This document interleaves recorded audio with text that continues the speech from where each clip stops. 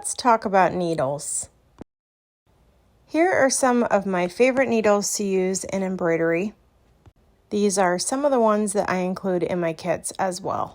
Let's start with the DMC embroidery needles. They start out teeny tiny here and they go up to my favorites, which are size 5.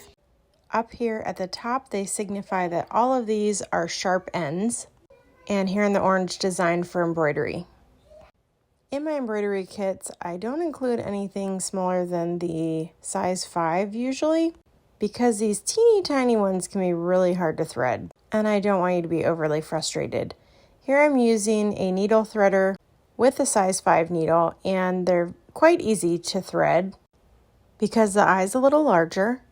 But if you're struggling with your thread always coming out like this, then you might want one of these teeny tiny ones.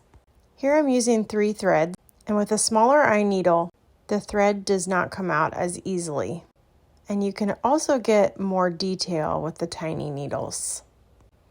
The next ones, which are some of my favorites, are the chenille needles.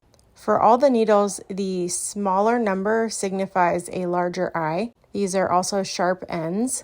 They do make a tapestry needle that actually has blunt ends, so sometimes that's nice for a woven wheel.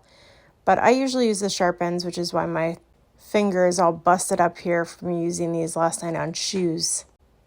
Here are the 2 chenille needles together. This 22 is the one with the larger eye, and I just think these are more helpful to beginners. Here we can compare the size of the eyes on the needle. On the left is the size 5 embroidery, and you can see how much larger the chenille eyes are. Chenille needles are usually shorter than the size 5 embroidery needles also. But I love to include the chenille needles because I think it's so much easier for beginners to thread. Here I'm using 6 strands with no problem getting it through. And remember that while you're stitching, you're going to be pinching kind of at the eye of the needle so that your tail doesn't come out. And there's my favorite needles in my jar pin cushion. And I can keep a needle threader or thread gloss in the bottom, and those are in my shop as well.